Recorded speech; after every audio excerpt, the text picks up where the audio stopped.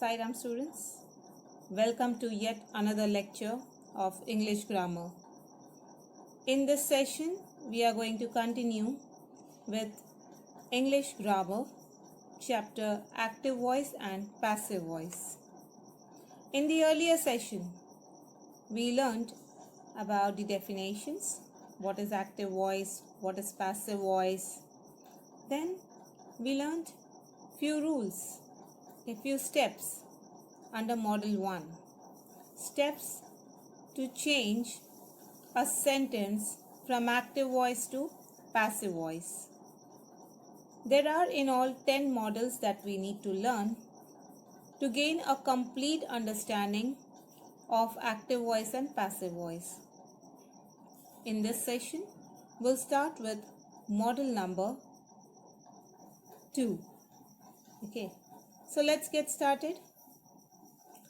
We'll start with these examples and eventually I'll explain you how does it relate to the concept that you're going to learn now.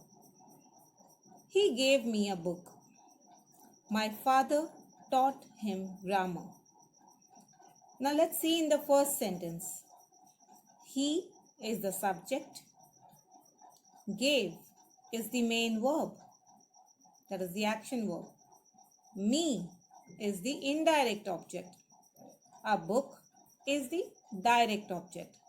So if you notice in this example, he gave me a book, there are two objects, direct object and indirect object. We all know what is an object. Okay, what is it? He or she receives action. Okay, so direct object.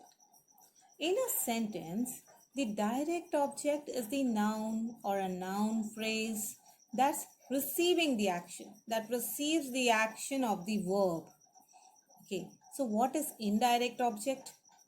Indirect object is a noun or a noun phrase that occurs in addition to a direct object. Okay, so it is in addition to a direct object. There is direct object already in the sentence, but indirect object is an addition.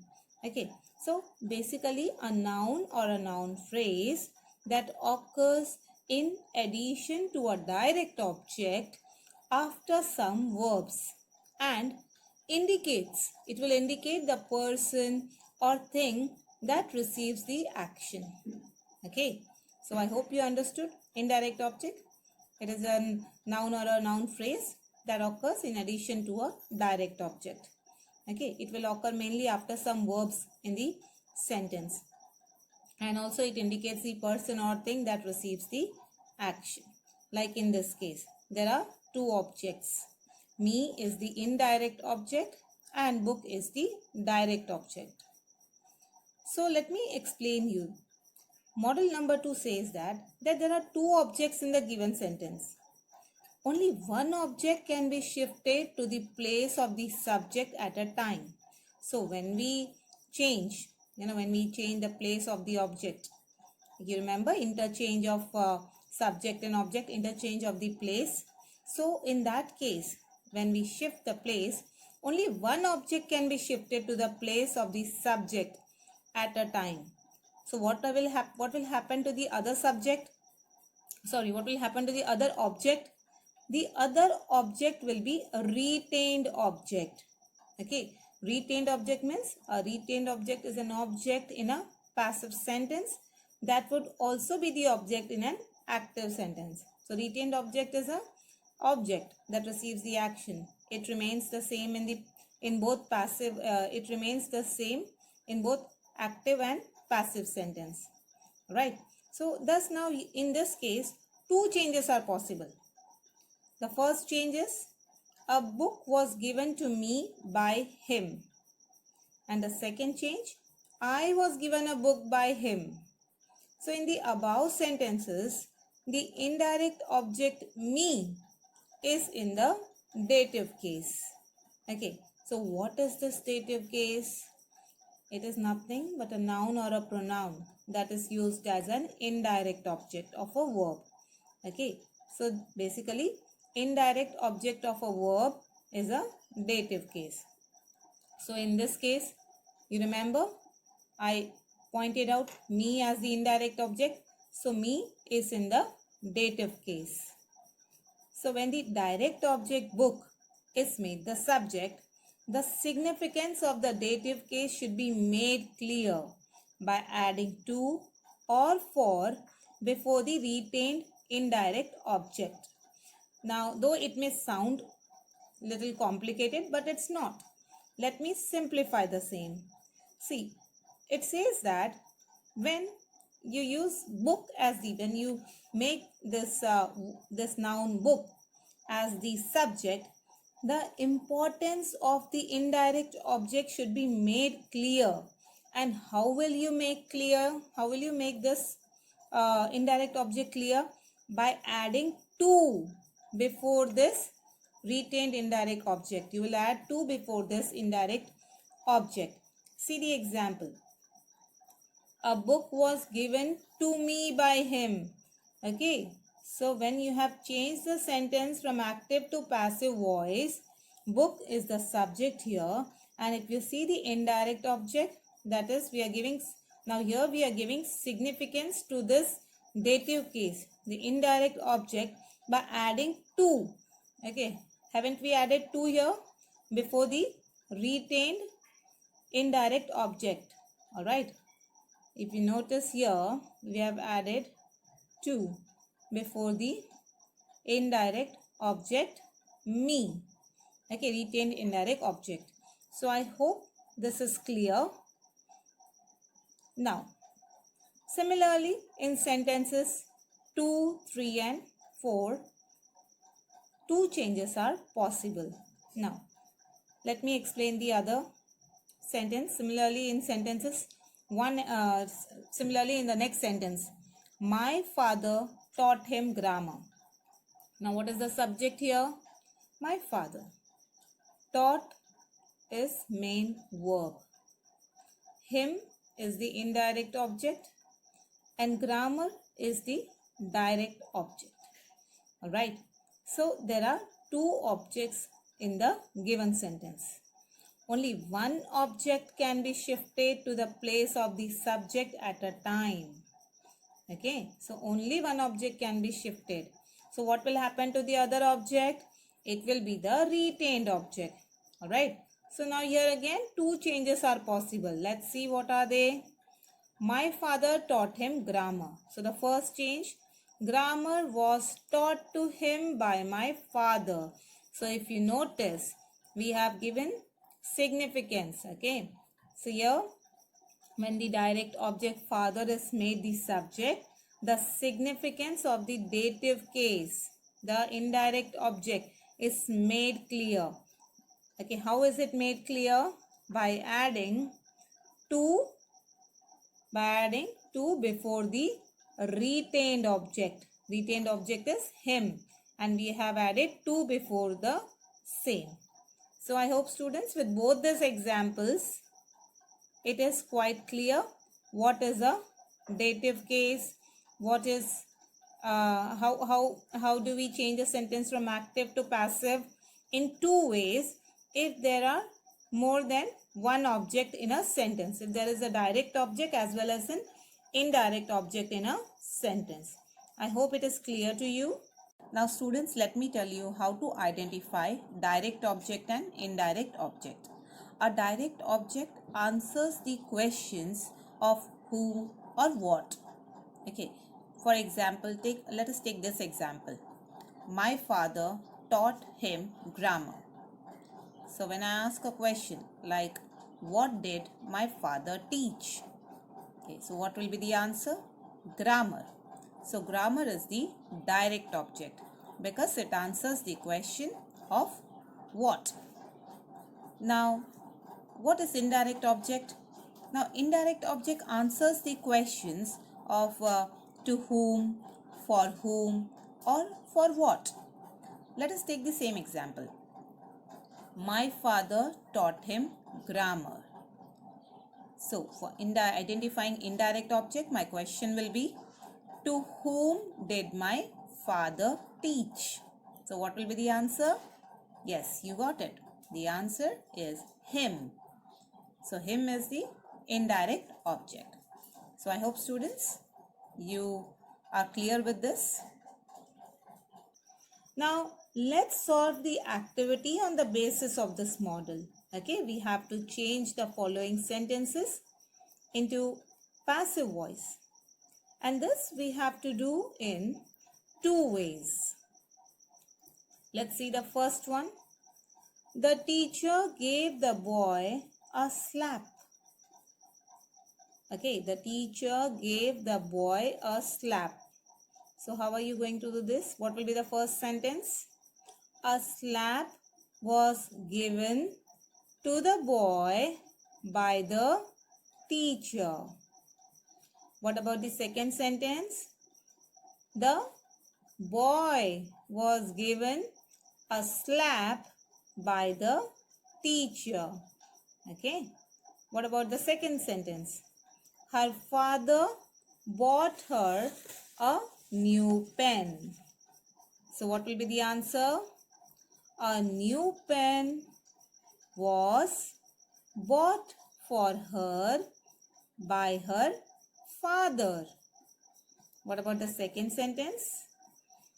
She was bought a new pen by her father. Very good. I'm sure students you are solving this along with me in your grammar book. Okay. The next one.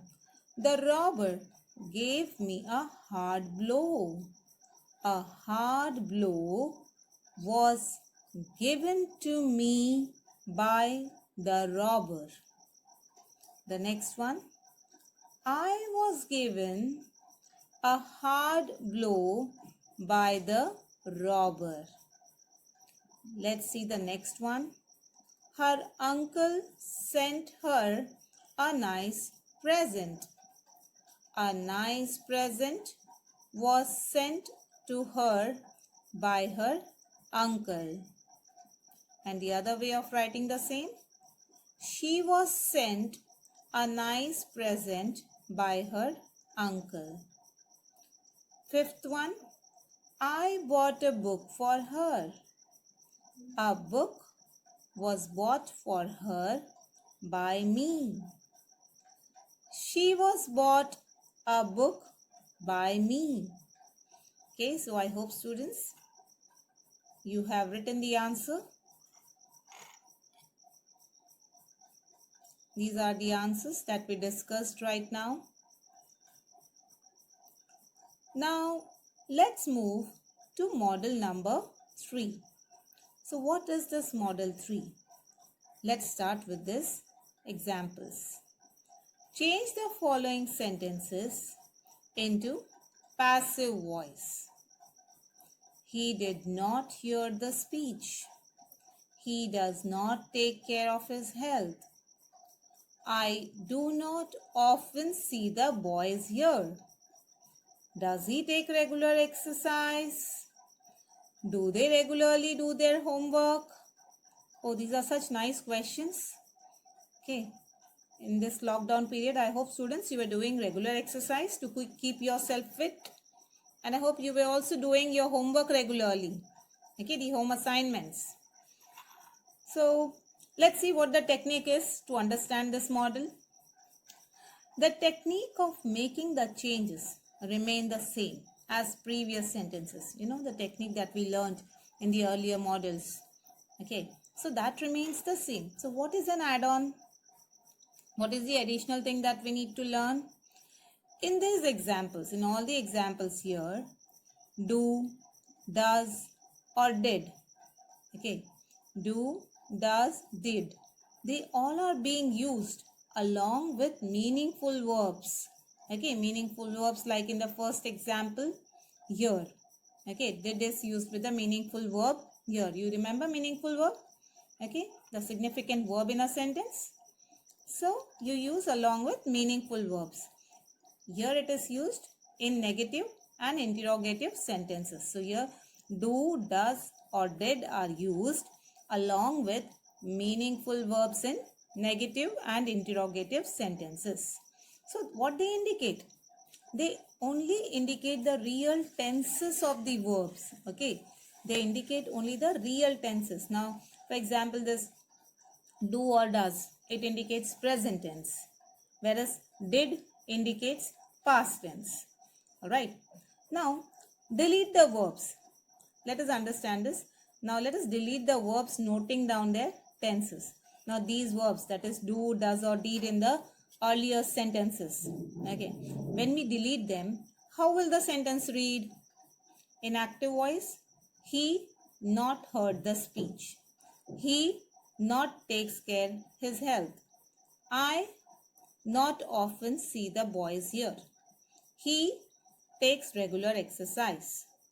They regularly do their homework. Now, let us come to the actual answer. The speech was not heard by him. What's the question? He did not hear the speech. The speech was not heard by him.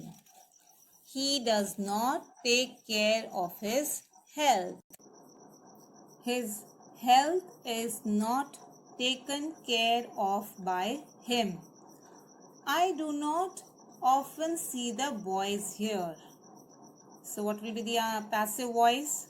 The boys are not often seen here by me. Does he take regular exercise? So what will be the passive voice? Is regular exercise taken by him? Do they regularly do their homework? Is their homework regularly done by them? So students, the answers here you might have noticed, okay, in the last two sentences, the last two examples, they are interrogative sentences. Okay, an interrogative sentence must begin with a few things that are given here. Okay, an interrogative pronoun: who, whose, whom, that, which, etc. So an interrogative sentence must begin with an interrogative pronoun. The examples of this interrogative pronouns are who, whose, whom, what, which, etc. It can also begin with an interrogative adverb: when, where, how, why, etc. It can also begin with a finite form of the verb to be, that is, am, are, was, were. Okay. It can also begin with a finite form of the verb have, that is has, have or had. A defective verb. Okay, interrogative, it can also begin with a defective verb. We have learned defective verb, you remember? So it can begin with will, would, shall, should, can, could, may, might, must, need, ought, do, does, did. Alright, so in the interrogative sentences, is placed in the beginning. So because of this reason, okay, since we use here we have used the finite form of the verb to be. Okay, that's why while changing from active to passive voice, we have, since it's an interrogative sentence, we have used is in the beginning. So I hope students, this part is clear. Now note, the verbs do, does or did comes at the beginning of the interrogative sentences in active voice. The verbs is, am, are, was, were comes at the beginning of interrogative sentences in passive voice. The verbs has, have, had, will, shall, may, must, need and ought comes at the beginning of the interrogative sentences in either voice, that is in active as well as in passive voice. Now let's do the activity, that is change the following sentences into passive voice. The first one, I did not please my mother. So what will be the answer? My mother was not pleased by me. Why did they beat you? So what will be the answer? Why were they beaten by, why were you beaten by them? The next one, You do not like her. So what will be the passive voice? She is not liked by you. Do you read this book? What will be the answer? Is this book read by you? Question mark. The hare did not win the race. The race was not won by the hare. The next one. They did not pluck the flowers. The flowers were not plucked by them. You do not like her paintings. Her paintings are not liked by you. Did you waste money? Was money wasted by you? Did the gunman kill the fowl? Was the fowl killed by the gunman? She does not listen to her parents. Her parents are not listened to by her. So here are the answers. So that's all for today. Click on the link so that you can complete your home assignment. Thank you so much.